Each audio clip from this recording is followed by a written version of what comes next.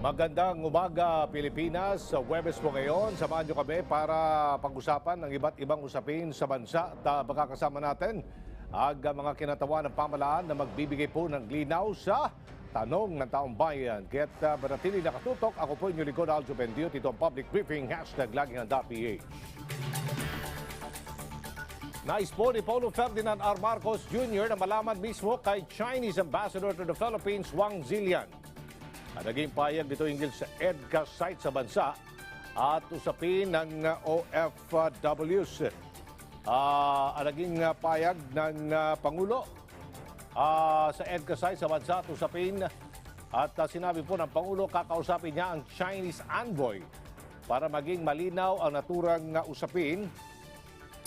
Unang nabalita na pinayuhan ni Ambassador Wang Zilian ng Pilipinas na tutulan ang Taiwan independence kung talaga umanong nag-aalala para sa kapakanan ng 150,000 Filipinos na nagtatrabaho po roon. Ang Department of Foreign Affairs una nang kinumpirma na wala pang Pilipino ang humingi sa gobyerno ng tulong para sa repatriation. Tiniyak naman ng DFA ang contingency plans para po sa mga Pilipino. There must have been a element of yung lost in translation. It's not his English is not his first language, but I'm very interested to know what it is that he meant. I believe I interpret it as him trying to say that you should not, Philippines, do not provoke or intensify the tensions because it will impact badly on the Filipinos in the well. That's how I take it. But I'll be talking to the ambassador soon, and I'm sure he will be very anxious to to give his own interpretation of what he was trying to say. Yeah, we were all a little surprised, but I just put it down to the difference in language. Alright, samantala, bigyan natin ng daan muna ang press briefing sa Malacanang.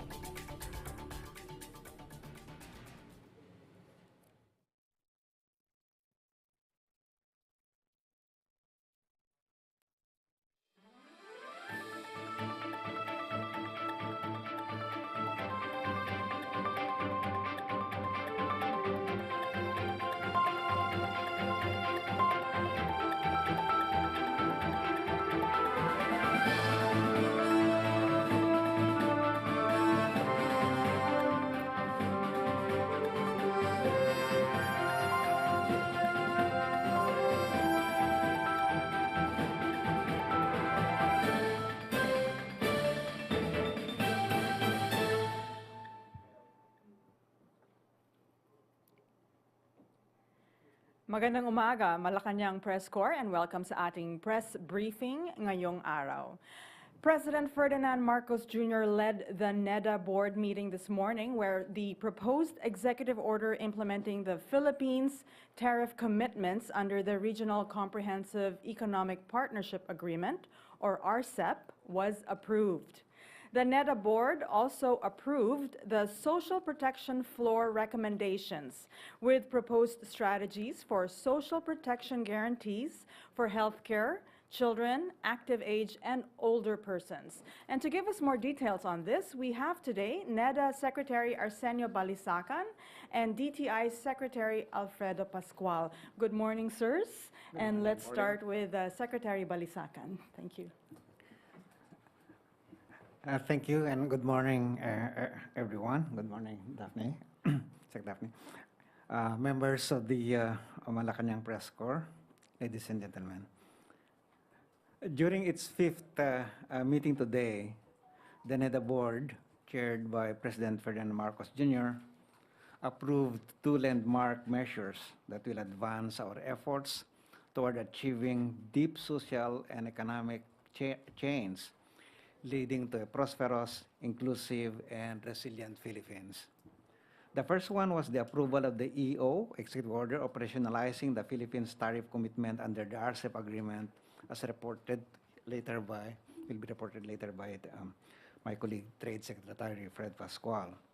The second measure is the approval of the recommendation for the Social Protection Floor, or SPF, which were endorsed by the cabinet level of the Social Development Committee. These recommendations aim to institutionalize and improve the government's current initiatives that cater to the needs of the most vulnerable Filipinos. The Social Protection Floor, or SPF, refers to nationally defined set of basic social security guarantees that aim to prevent or alleviate poverty, vulnerability, and social exclusion. These guarantees provide protection to individuals and families in times of need. The guarantees should ensure that, at a minimum, everyone in need has access to essential healthcare and basic social services.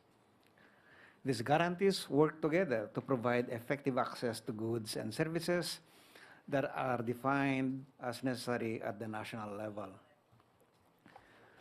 To improve the delivery of social protection services, the SDC cabinet level has endorsed its enhanced social protection operational framework of the Philippines to the President and the NEDA board.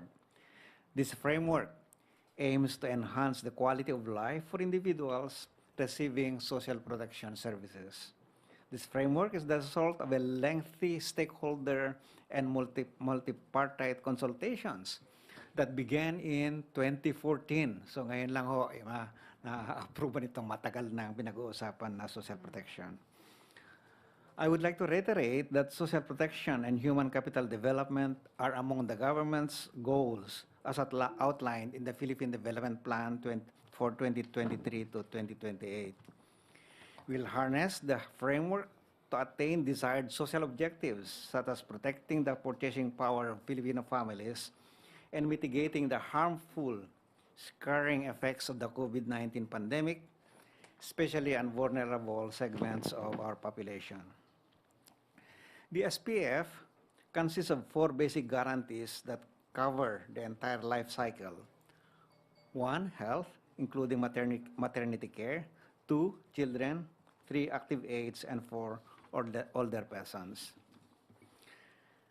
The SPF for health advocates advocates for the complete implementation of universal health care, or UHC, to ensure that all individuals have access to adequate and accessible health care services. Meanwhile, the SPF for children includes initiatives aimed at providing access to child nutrition, education, and care. This SPF guarantees social protection for children, at least at a nationally defined minimum level, and ensures the access to nutrition, education, care, and any other necessary goods and services.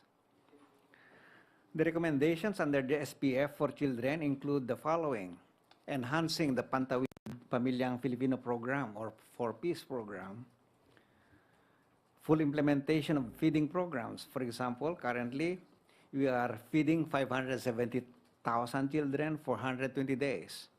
Under SPF, we aim to increase the number of feeding days to 219 in the medium term and to 365 days at the end of this administration's term. We will also ensure to provide ready-to-eat and high nutritious food to children during calamities. Okay. Third, addressing teenage pregnancy. Fourth, program for children in needs of special protection. Fifth, providing for health care and mental health support, and many other services. The SPF for active age, on the other hand, comprises initiatives that support Filipinos who are unable to earn sufficient income, including those who are part of the informal economy.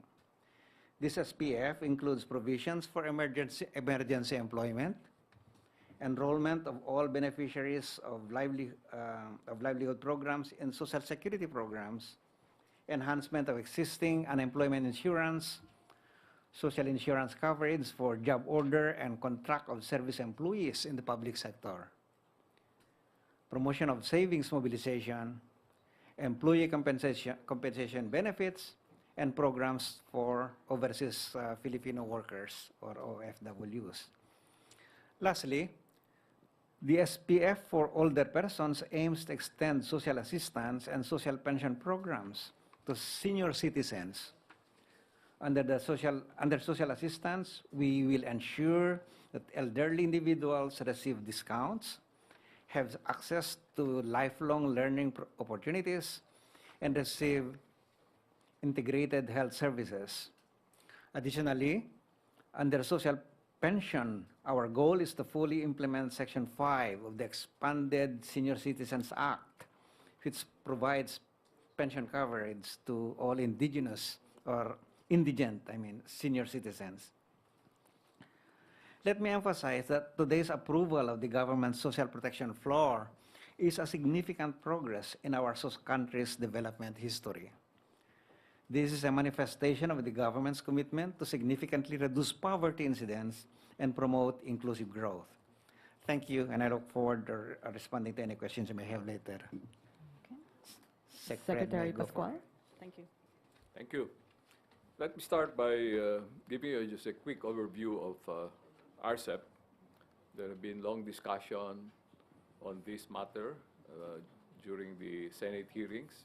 But anyway, the RCEP agreement is a modern, comprehensive, high-quality, and mutually beneficial economic partnership agreement which provides opportunities for market access on trade, services, and investments. The agreement also establishes clear, stable, and predictable rules on trade and investments in our region, which makes it more convenient and competitive for Philippine businesses and investors to be integrated into the global economy.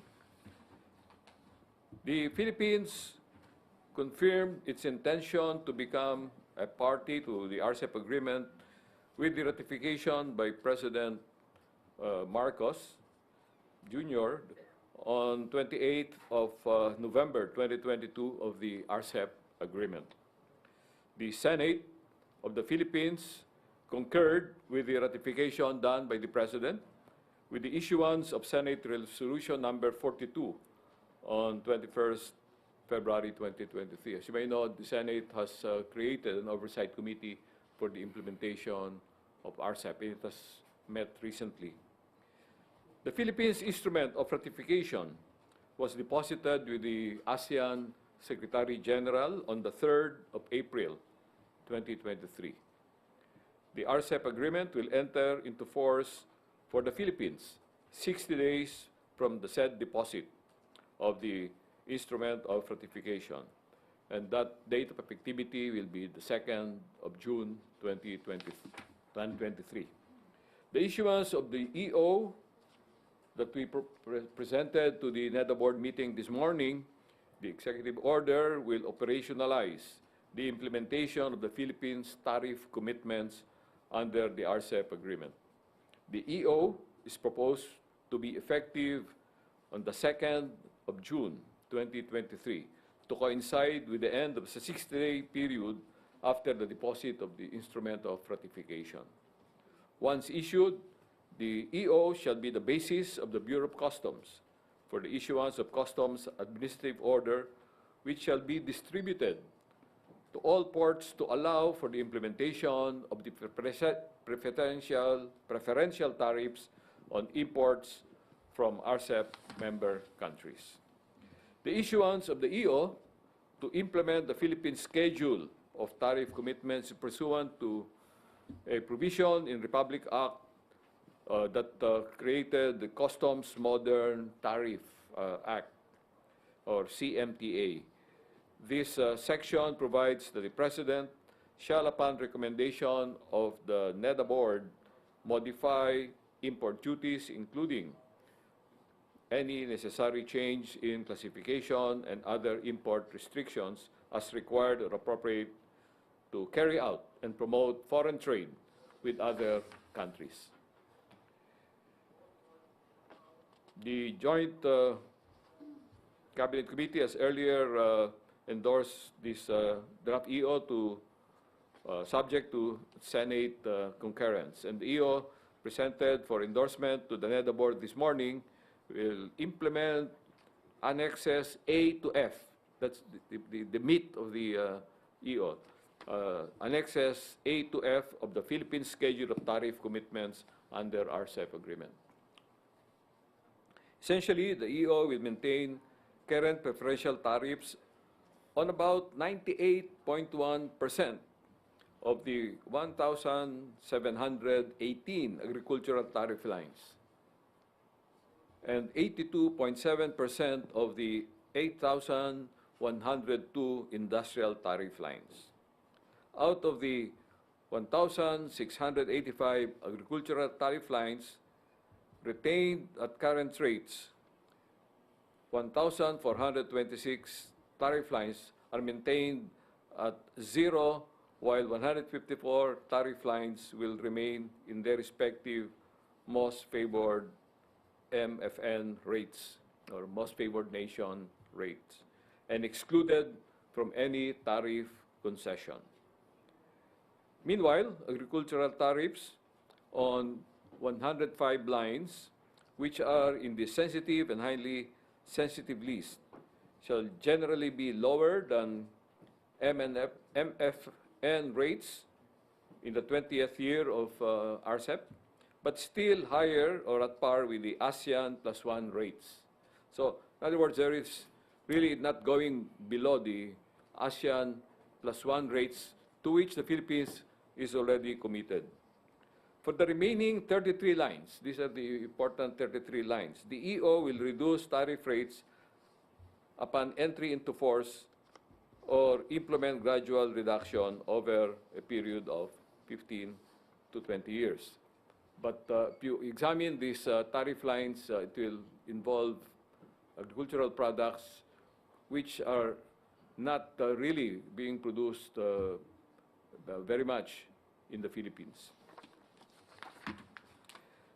Noting the possible opportunities presented by the RCEP to the country, the committee I chair, the Committee on Tariff and Related Matters, has requested the NEDA board for endorsement of the President of the draft EO. And of course, this morning we endorse it to the President for the issuance of the EO. Now, following the issuance of the EO, this is a more important thing, and this is the bigger task for us in DTI in conjunction with the other departments of the government. We will have to make the public, particularly the businesses in our country, aware of the benefits that they can gain from RCEP, as well as the other existing preferential trade agreements. We will start with a major event, which is the launching of the Export Development Plan, which we have been drafting over the past few months. This will cover the period 2023 to 2028. And that will be an international trade forum where we will have a discussion on the benefits that businesses and the country as a whole can gain from RCEP and other preferential trade agreements, and also show what we're planning to do, our strategy for the next 5 to 6 years to increase the exports from our country. Of course, that's tied up also with the investments that we're trying to bring in, particularly the export-oriented investments. Following that launch, which we are planning to schedule for the 9th of June, and we have invited the President to keynote the event, then we will have to do a more detailed educational campaign with industry organizations, with sectoral groups, to be able to explain the benefits that each of these industries can gain from RCEP. And after that educational campaign, and maybe towards the tail end of the educational campaign, we'll start establishing assistance centers for businesses, for possible assistance that we might be able to give to further help them implement the RCEP provisions that will favorably affect their industry. So that's the implementation plan that we have for RCEP now that it has been approved for the issuance of the executive order that will formalize the approval of the tariff commitments of the Philippines under RCEP. Okay, thank you, Secretary Pascual. Let's open the floor for any questions. Ace Romero, Philippine Star. Secretary Balisacan, regarding the social protection framework, you mentioned certain measures that are already being undertaken by the government, including the enhanced assistance for vulnerable sectors. But what makes it different this time? What makes this approved measure different from the previous measures being undertaken to help the vulnerable sectors of society? Yeah, the intention is to institutionalize the existing programs, especially those that have been proven to work, so that we don't have to restart all over again when there are need to provide support to vulnerable groups. No? You know, we are a country that are exposed to a lot of risk.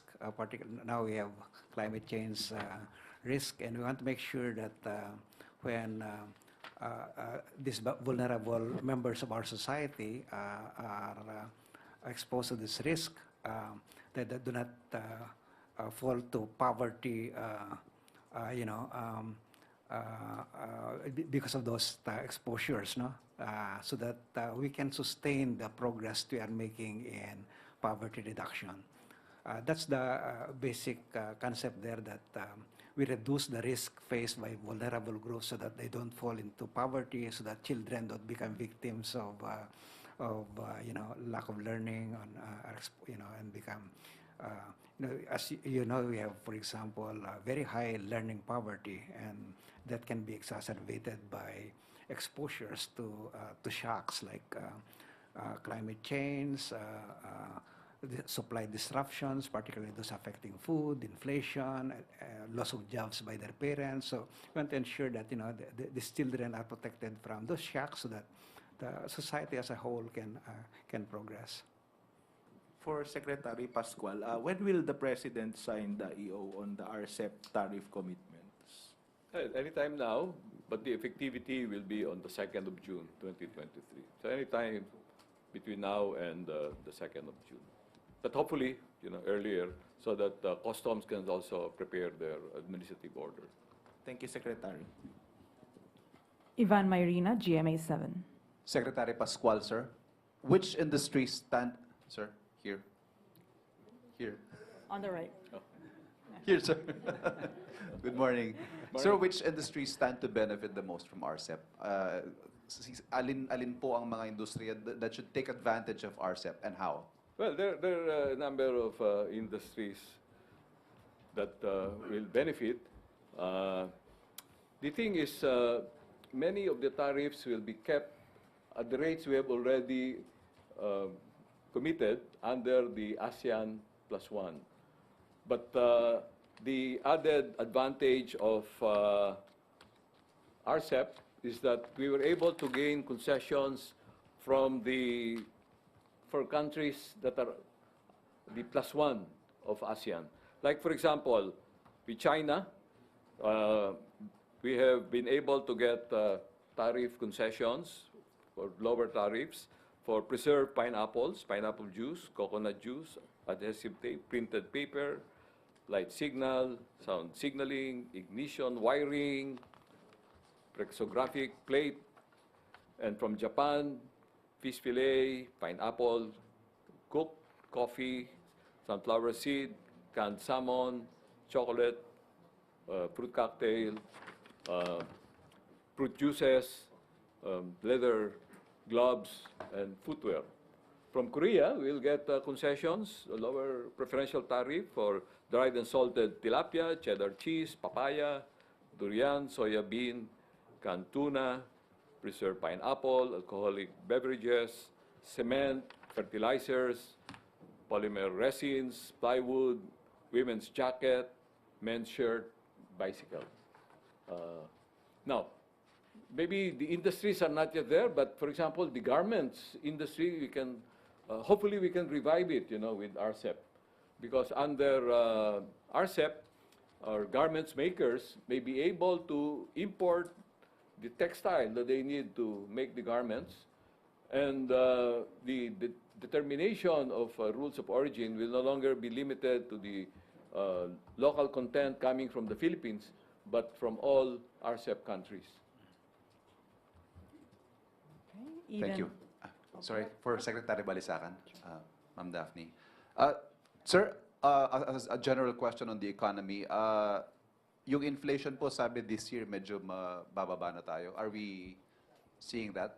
Yeah, we are seeing that. We are actively monitoring the situation and implementing the necessary measures to ensure that by the end of the year, we should be in our target of roughly around 4%, 3.5 to 4%. Yeah.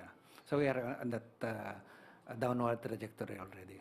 Lastly, humihina rin po ulit ang piso in recent days. What does this mean for the economy? And what are we What doing we want to about it? achieve is a stable exchange rate. No?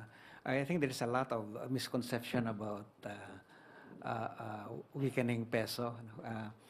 In fact, when the peso depreciates a bit, not too much, because that too much depreciation will cause instability, no? And that could prevent investment, no? But making it, allowing it to a lower level like what it is now, can actually improve our competitiveness, no? Whether we are for the producers of local substitutes of imports or for our exports. But the trick is to prevent sharp changes in those exchange rates, because when you have that kind of world, it's difficult to make decisions, and therefore investors will postpone their decisions to come to you or not, or to invest or expand or not, because they are not quite sure what the economic conditions are. Good morning po, secretaries. Regarding El Nino, is there any effect on the price of commodities and in our economy as a whole? Well, yeah, if I may, the El Nino is expected, according to our experts in the PAGASA and the UST, will likely hit us around the latter part of this year, no? And obviously, as in the past experiences of El Nino, that will come with lower production, particularly for our basic agricultural produce. What we want to ensure is that we can mitigate the negative effects of the El Nino. We can start planning and putting the necessary adjustments now to reduce the negative effects. While at the same time already making arrangements for the necessary support for those who are most exposed to, particularly the vulnerable groups. This is part of the social protection that I was discussing earlier, that so when you have an events like that, we prevent people from falling to poverty, and then once they fall, it's extremely difficult for them to go up and go. So we don't want that. So that's why with the inflation, the elevated inflation that we have now, if you are unable to reduce that inflation, and then you get this El Nino phenomenon, that is a dangerous combination, and we want to prevent that from happening. Pia Gutierrez, ABS-CBN. Kay Secretary Balisacan, sir, can we get NEDA's position on SIM registration and the possible negative impact of the activation of prepaid SIMs on Filipino telcos? I'm not an expert on that, unfortunately, but I think what we are trying to achieve is with this SIM is to prevent all this scams and unintended uses of the technology. But what we are at the same time pushing for is a faster digitalization of our economy, including engagement with the public sector, with government. No? So that can, registration of SIM, the number will help us achieve that and ensure that the benefits, for example, that we are providing, and if these benefits are targeted for the vulnerable and the poor, we are sure that those benefits will end up with the intended or targeted groups. May I add something? Yeah. Now, SIM registration is very important as we move towards digital payments.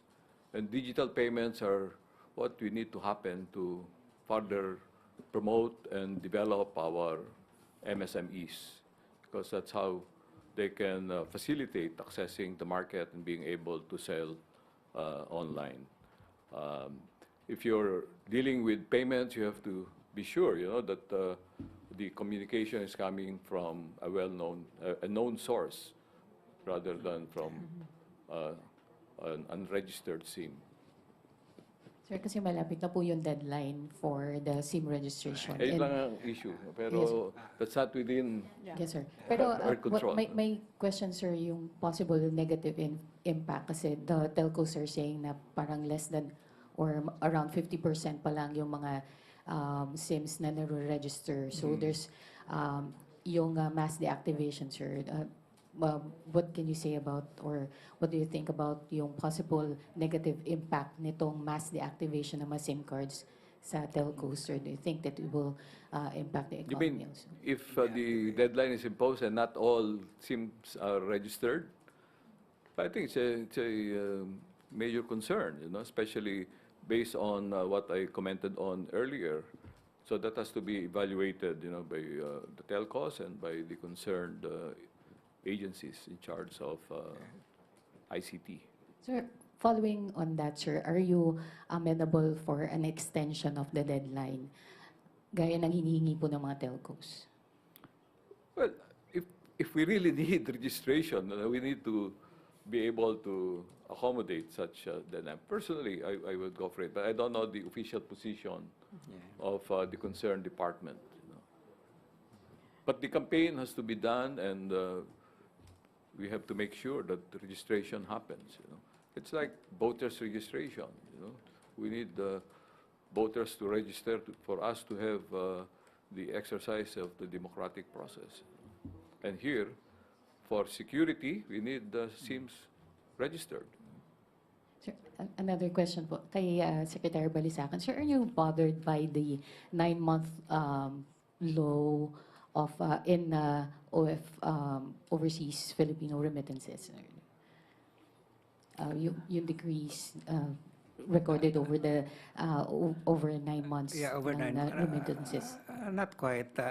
That's not the first time that happened, no. But I think if you see that the longer term trend, it's rising. It is almost, the rate of growth is now slower than used to be when the number of the total amount of remittances was relatively low, and the total number of OCW was still relatively low. But now we have a huge number, so small increments, increases can still be big amounts, no.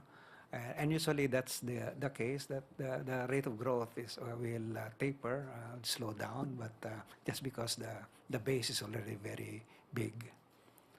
Okay, thank you. Last question from Sam Medanilia, Business Mirror. For Secretary Pascual, itatanong lang po namin kung meron na po bang mga companies na nag-commit ng investment sa Philippines due to the RCEP. Tsaka kung ano po ba yung ginagawa kung paano na ginagamit ng DTI or BOI yung RCEP to promote yung Philippines for possible investment. We're driven by private sector investors. So we cannot dictate what they do. All we can do is to get them aware. And I'm sure the big companies are tracking what's happening to RCEP and will act accordingly. Ay, sir, follow-up lang po. Meron na po ba tayong na data on foregone revenue because of RCEP? Wala pa di pa effective yung RCEP. Sige. Okay. But we know that there are companies that are preparing to avail of the benefits. We don't know yet. We're not, watching over the shoulders of private companies. Thank you very much, Secretary Balisacan and Secretary Pascual, for the comprehensive briefing on RCEP and the social protection floor. Thank you, Malacanang Press Corps. Have a good day.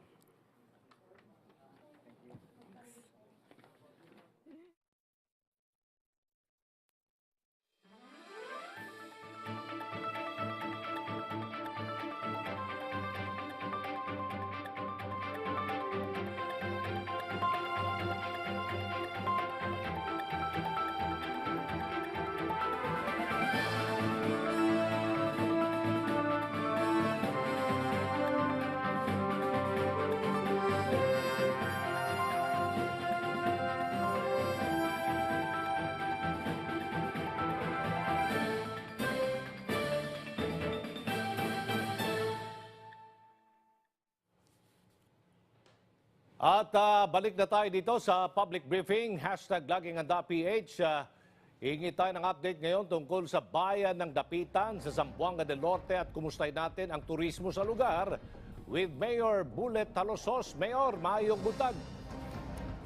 Ngayong buntag, Aljo, good morning sa lahat ng nanonood ng ating public brief sa Laging Handa PH.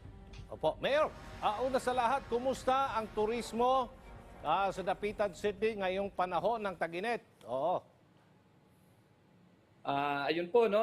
Actually, ang Dapitan po ay tourism hub sa buong probinsya ng Zamboanga del Norte and even the whole Region 9. And natutuwa po kami na dumadami po ang bumibisita at dumadaan sa Dapitan para hindi lang magpalamig na panahon na nararamdaman natin ay nagugustuhan din nila bumisita para matuto about the history of Dapitan and Jose Rizal. Okay. Nandiyan tayo last week. Ang buong Zamboanga Peninsula, Mayor, ay talaga namang napakayaman sa mga tourist sites at historical places. Paano nyo pinagyayabong pa ang turismo dyan sa Dapitan City? Yun po, no? We are we're shifting our tourism into not just ang tawag natin ay traditional tourism spots, which is ang mga beaches natin, ang mga theme parks na meron po ang Dapitan, but we are also promoting and heavily pushing for the heritage tourism naman po, no? Which is yun nga po yung kung saan po na-exile ang ating national hero na si Dr. Jose Rizal. Maganda po ang makabisita ang mga Pilipino para matutunan nila ang history ng ating bansa. Opo. Ano ang mga lugar na pinakakilalang pasyalan na may pagmamalaki ng Dapitan? Madami po, no? Pwede po natin pagmalaki ang ating world-class resort na Dakak Park and Beach Resort. Siyempre, ang ating theme park that is only found in this part of Mindanao and even in Visayas, dito lang po sa amin mahanap ang napakalaking theme park. Ang tawag natin ay Fantasyland.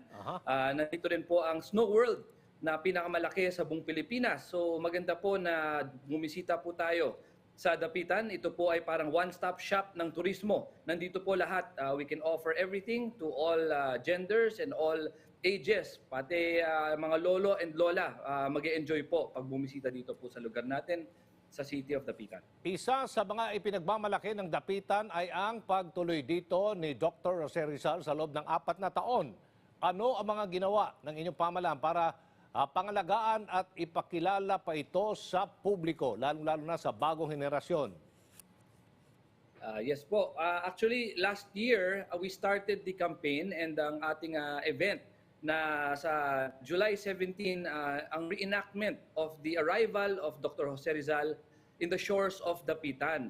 Ginawa po natin itong malaking event and hopefully we are expecting a lot more to come and attend and to learn more about Rizal's landing and what he has done in the 4 years that he was exiled dito sa Dapitan. Dito lang po natin talaga matututunan lahat ng ginawang ni Dr. Jose Rizal sa ating bayan and sa Dapitan City.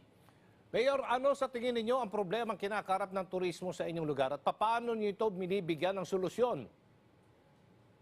Medyo mahirap po, no? Pero we are trying to kumakatok po tayo sa pinto ng DOT and Foreign Affairs na kung pwede, baka pwede nila pag-aralan na i-isolate na lang natin po ang travel advisory ban, no, going to Mindanao, na kung pwede po sana pag-aralan naman nila ang history ng isang lugar like one city or one province na doon nila i-base sa crime rate or kung gaano ka-safe ang lugar, na sana hindi po kami madamay sa travel advisory ban sa buong Mindanao. Opo. Kumusta po ang peace and order dyan sa Dapitan City, Mayor? Maganda po. In fact, parang almost 0% kami. Opo. Kaya very inducive po na maimbita ang mga taong bayan para makabisita and makita po talaga nila ang kagayahan ng Dapitan City and makaikot po and masuportahan ang local tourism, lalong-lalo na dito sa Mindanao. Okay, so from Manila, ikaw ay sasakay ng eroplano at lalapag ka ng Dipolog. From Dipolog, ilang minutes to Dapitan? Dipolog and Dapitan are twin cities, Okay. no, sa Zamboanga del Norte. So malapit po talaga. This is only almost around 10 kilometers away from the airport. So malapit po talaga na pagdating natin sa Dipolog, meron po tayong mga shuttle services na nag-offer ng service nila para madala ang ating mga bisita papunta sa Dapitan City. Opo. Mensahe na lang para sa ating mga kababayan na nais pong tumungo dyan sa Dapitan City. Mayor, go ahead. Yes po. Unang-una, salamat sa pagka-promote ng Dapitan and I hope na lahat ng Pilipino makabisita naman. Siguro naman na suportahan po natin ang local tourism and maganda po pag-aralan natin ang kagandahan ng different parts of the Philippines, no, dito and I hope na pag meron kayong oras makabisita kayo, lalong-lalo na ngayon na summer, napakainit po dito sa Manila and we offer so much more than just the beautiful beaches in Dapitan City. Dito po open po ang turismo and our doors are always open for everyone who wants to visit our beautiful city. Beautiful, peaceful city of Dapitan. Napansin ko lang dyan na Mayor, sa Dapitan, bihira ka lang makakita ng mga fast food chains. Opo. Masasarap dyan yung mga pagkain sa mga lutong bahay, mga karinderya. So lush greenery, antique houses, napakaganda ng Dapitan. Yes po. Oo. Yun po talaga yung sinusubukan namin i-balanse, no?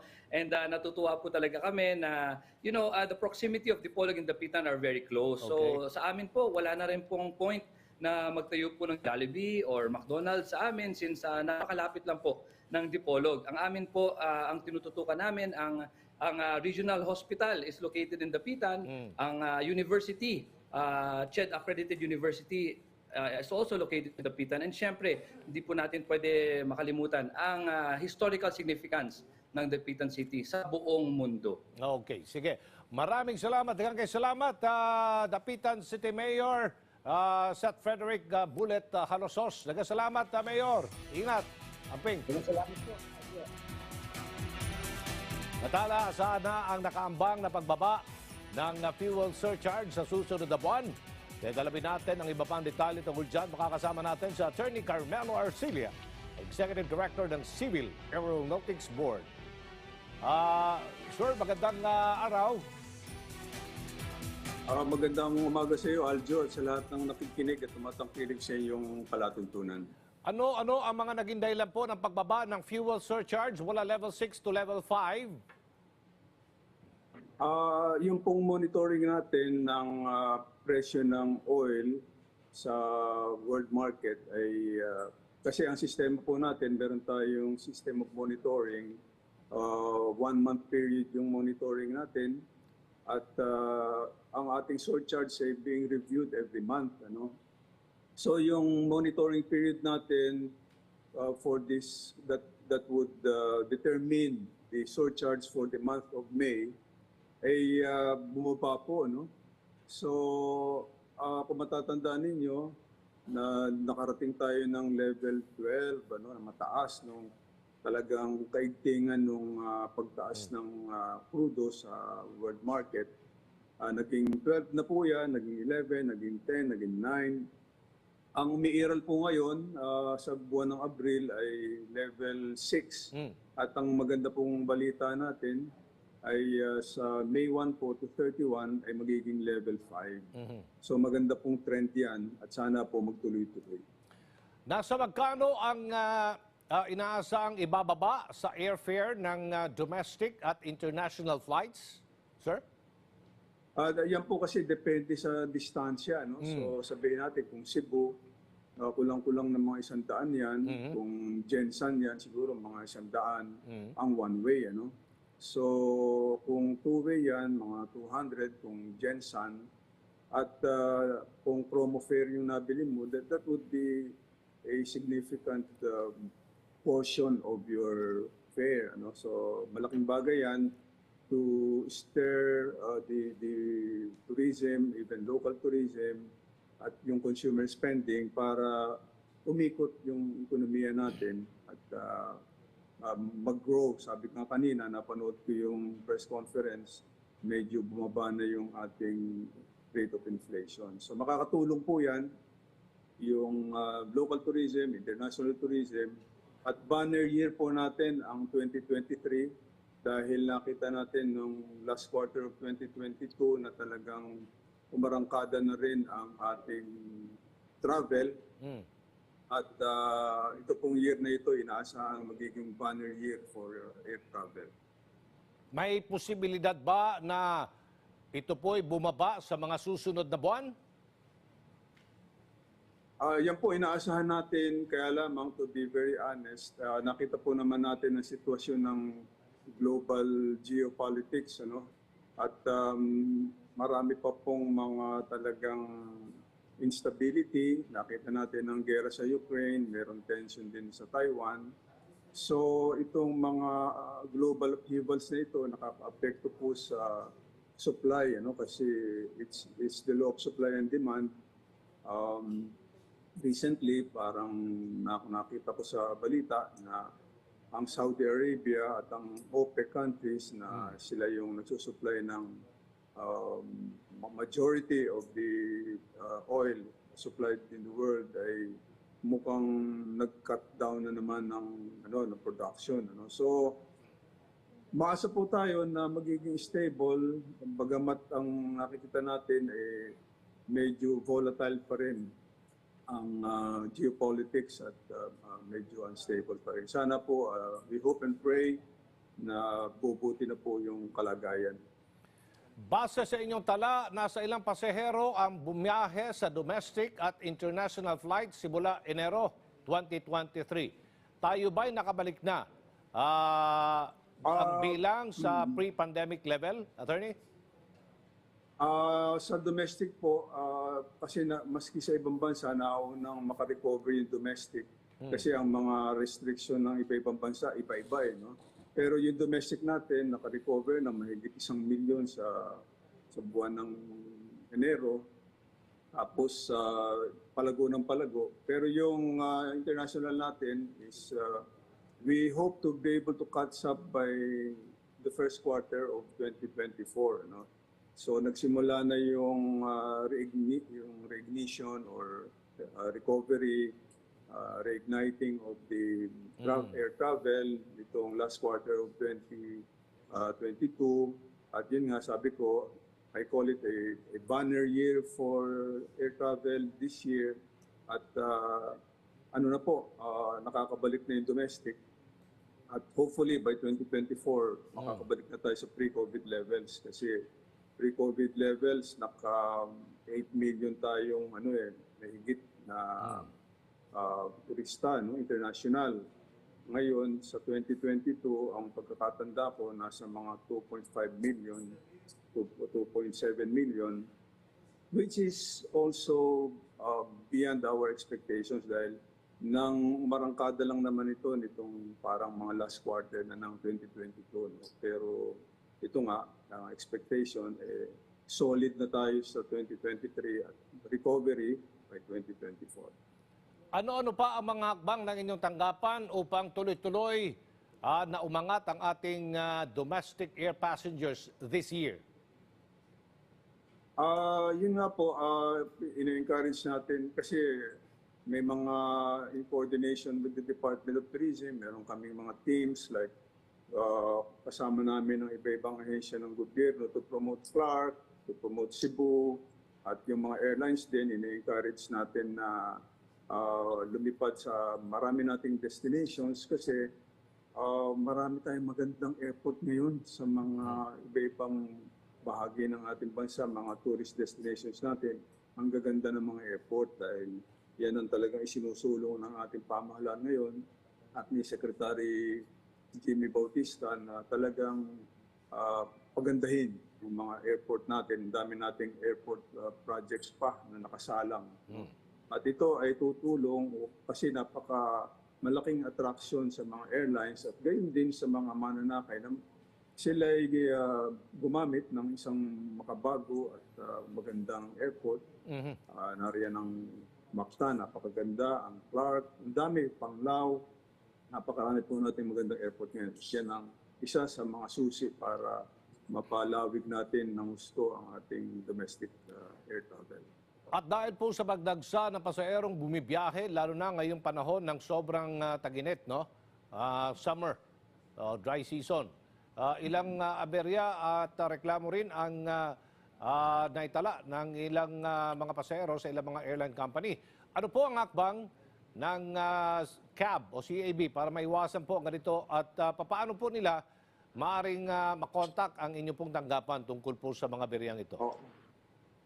Meron po tayong unang-una, nakalatag po yung tinatawag nating Air Passenger Bill of Rights. Opo. At kami naman po meron ding mga help desk. Bukod sa mga help desk ng mga airport, may help desk kami sa mga iba-ibang airport at meron kaming very intense information drive para sa awareness ng mga tao sa kanilang mga karapatan. At meron po kaming mga hotlines at yung webpage namin, naroon lahat. Interactive po yun. May call center kami. So, yan po ay nakahanda lahat. At yan nga po ay dumarating, lalo na't meron tayong mga peak periods at halos wala ng peak period ngayon, puro peak period na yung domestic natin. At yan ay inaasahan natin na talagang lalaki pa.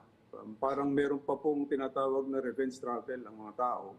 So nakahanda po naman kami, ang aming tanggapan at interactive po yung webpage natin. Opo, baka meron pa kayong pahabol na mga mensahe o impormasyon para po sa ating mga biyahero. Go ahead. O anunsyo.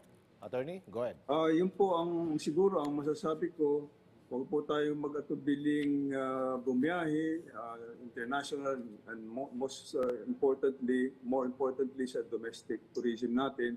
Dahil yan po ay, ang ibig sabihin po niyan ay tumataas yung consumer spending at umiikot po ang ekonomiya, nagkakaroon ng mga trabaho, nakakatulong po yan. No?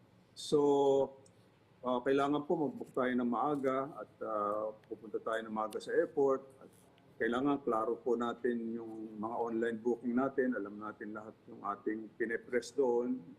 So, at yun po, pag meron kayong mga alinlangan, pwede pong tumulog sa aming tanggapan, sa aming mga help desk, sa mga halos 30 airport po.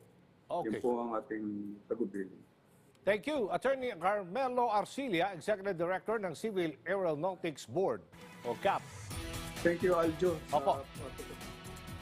Hindi na palalawigin ang deadline para sa pagpaparehistro ng SIM card. Ito po ang giniit ng Department of Information and Communications Technology sa harap ng panawagan ng ilang grupo na i-extend ito. lalo't wala pa sa kalahati ang mga nagparehistro na ng kanilang SIM card.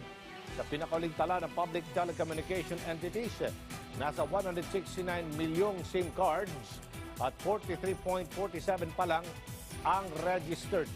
Nanindigan ang DICT na secured ang mga impormasyong makokolekta sa ilalim ng SIM Card Registration Act. Tiniyak din ng ahensya at maging ng mga telco na gagamitin ng batas para masumpo ang mga online scammers, mga manluloko at mawala na ang mga spam messages. Kaya't babala ng pamahalaan, i-deactivate na sa April 27 ang lahat ng SIM na hindi pa na ipaparehistro. Magandang balita yan. Yung kumakalat na mga scams kasi madaming mga customers ang apektuhan, and that is what we want to eliminate. Sana magawa natin yan with the help of the SIM card registration. Panawagan sa mga kababayan natin, ha, pag may magte-text sa inyo tapos i-click yung sinasabing i-click yung link, wag na ninyong i-click yung link, i-delete nyo na kagad yan. Scam yan. Muling naramdaman ang bagyang pagtaas ng COVID-19 sa ilang lugar sa bansa. Samantala, nagsimula na rin ang pamamahagi ng second booster para sa general population. Yan ang ating pag-usapan with Dr. Jose Rene de Grano, Pangulo ng Private Hospitals Association of the Philippines. Magandang araw, Dr. de Grano. Magandang umaga po sa inyo lahat. Opo, may tanong po si Red Mendoza ng Manila Times. Doktor, tumataas ang positivity rate sa COVID-19 ayon sa Health Department, pero sinasabi nila na mga ospital ay nananatiling mababa ang utilization rate. Kapareho ba itong nakikita ninyo sa mga member hospitals ninyo? Tama po yun. Yung hospital utilization po, hindi naman ganun tumataas po. Especially po sa private hospitals, halos di naman, very manageable po. Except may mga regions po kasi, medyo sa NCR, dito sa Davao, kasi right now, nandito po kami sa Davao. And then sa Caraga and Region 6 and 7 sa Visayas. Ngayon, manageable pa rin po itong mga, kasi ang mga na-admit man na lang ay konti pa na may COVID. Kumusta ang estado ng mga pasyenteng ina-admit dahil sa COVID? Diyan po sa mga pribadong ospital. At anong kadalasang kaso ng mga pasyente, Doktor? Ayos naman po ang usually ang nagpapa-admit po ay yung may mga comorbid condition. Sa mga elderly, yung pong sinasabi natin na A1 population. Kung nagpa-positive po sila, ina-advise po sila ng admission for monitoring po. Pero kung mga nagpa-positive po sila at hindi naman sila member ng mga with comorbid condition, pinapauwi na lang po at doon po pinapa-observe na. Follow-up question from Red Mendoza. Ang grupo ng mga private healthcare workers ay nagdaos ng isang programa noong nakarang linggo kung saan ang isa sa mga hinaing nila ay ang napakababang sahod ng mga healthcare workers na minsan daw ay nasa minimum wage lang. Kaya sila napupuwersa ng mga ibang bansa at nagko-contribute sa pagkonti ng mga healthcare workers sa ating bansa. Ano po inyong masasabi, Doktor? Well, talaga pong masasabi po natin, hindi po natin dapat maikukumpara sa binibigay ng gobyerno ang mga private hospital. Kasi po sa private hospital, wala pong subsidiya ng gobyerno yan. Especially po yung mas maliliit na hospital na ang services naman pong ini-offer ng ating maliliit na hospital ay kakonti. Kung yung po mga level 2 at mas mataas na level na hospital, yun po, pwede po nilang habulin kung ano man yung binibigay ng ating government. Ang kaya sa amin po, kung makakapag-provide din po ang gobyerno ng subsidiya dito sa ating mga healthcare workers, napakalaking tulong po yan at maaari pong para hindi na po mag-alisan itong ating mga healthcare workers. Kung kayo po tatanungin, kayo ba'y pabor na gawing mandatory na muli? Ulitin natin, gagawing mandatory ulit ang pagsusuot ng face mask? Well, para po sa aming mga membro ng medical community, mas maganda po yan. Kasi hindi lang naman po ang ipoprotektahan natin ay pang COVID. Kasi ngayon po, uso-uso yung mga lahat ng respiratory diseases. Kaya maganda po na kung talaga sa tingin ninyo, yung pupuntahan ninyo ay talagang medyo masikip, maraming tao, para lang po maprotektahan ang sarili niyo at ang inyong mga kasamahan. Maganda pong meron. But of course, lagi po sasabihin ng mga ng iba, yung especially sa ekonomiya, na kailangan natin i-balance po yung situation. Hindi lang po COVID ang tumataas, pati na po dengue. Kumusta ang observation ninyo sa estado ng dengue cases sa mga ospital? Tama po, medyo tumaas po at actually sa data na nasagap namin, halos 200+% po compared to last year. Po. Kasi kita naman po natin for the past year, medyo bago dumating yung ating tinatawag na dry season o yung pag-init ng ating klima, medyo tumagal din po. Lumampas tayo ng February to March, na medyo madalas din yung monsoon rain. So yung pong katulad ng dengue na ang pinagmumulan po ay dun sa mga pinamumugaran ng mga lamok. Yun po ang palagay ko ang naging cause, kaya tumaas po ang dami ng ating dengue cases. Ano ang papel ng private hospital pagdating naman sa rollout ng bakuna? Well, kung ano po ang sabihin sa amin ng Department of Health, kung makikipag-coordinate sila sa amin sa pagbibigay ng mga bakuna, ay kami po naman ay sasang-ayon at tutulong na mabuti sa ating Department of Health kung kinakailangan nila ang tulong namin. Katulad po, nung humingi sila ng tulong nung unang labas ng ating COVID sa mga different hospitals, kami po yung magbibigay din ng bakuna. Opo. May target ba na dami ng mabakunahan ang ating mga private hospitals at paano rin natin hinikayat na ating mga kababayan na magpa-second booster na? Well, kung po at tatanungin niyo po yan, ay halos ang mga healthcare workers po ng mga hospital ay tapos na po ng second booster. No? Kasi binigyan na po sila niyan. Ngayon, kung kailangan po namin tumulong sa pagpapalaganap ng impormasyon para doon sa second booster ng ating regular population, ay tutulong po kami. At sana naman po ay bigyan kami ng pagkakataon na ganun din, magbigay kami ng servisyo. Ganun po. Opo. At sinabi ng Pangulong Ferdinand R. Marcos Jr. na nais ng pamahalaan na magtayo pa ng specialty hospital sa iba't ibang lugar sa bansa. Ano po inyong masasabi dito? Ayun nga po ang sinasabi namin. Although, part po yan ng universal healthcare.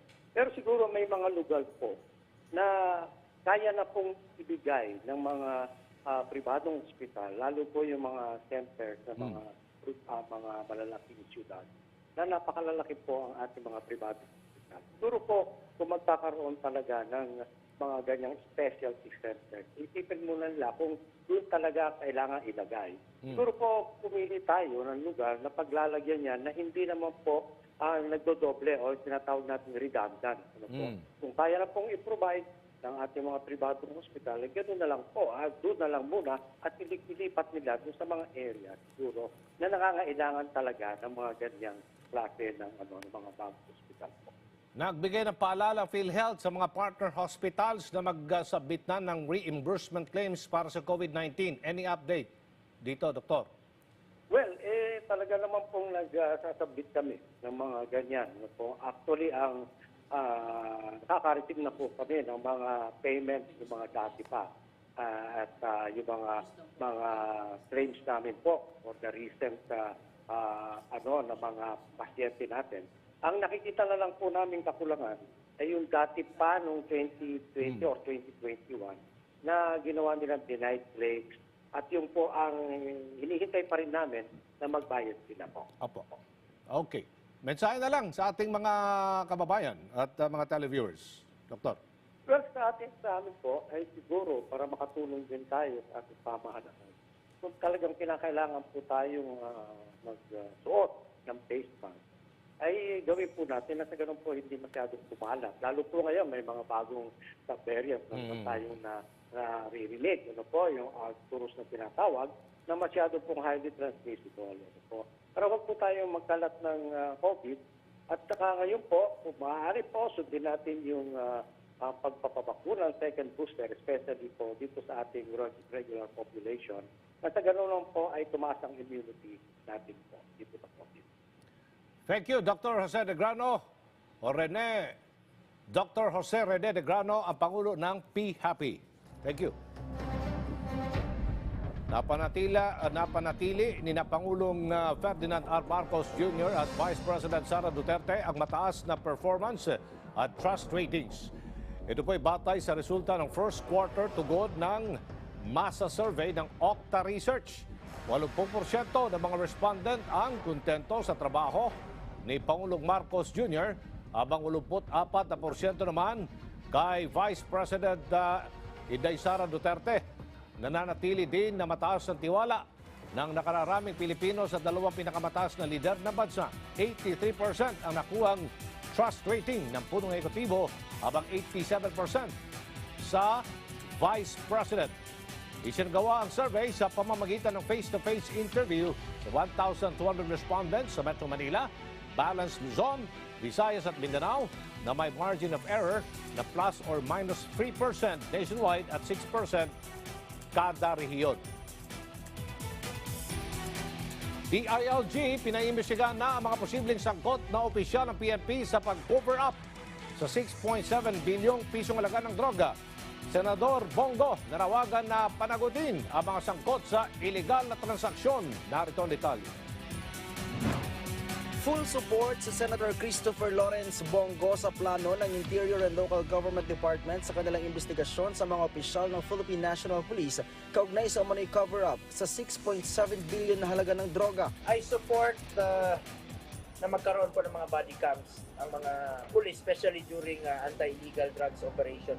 Meron pong nabili ang PNP ng mga body cams. Gamitin niyo po ito para mawala yung mga duda, at nandyan yung transparency. Ibig sabihin, kung sa drug operation o ano man pong paghuli o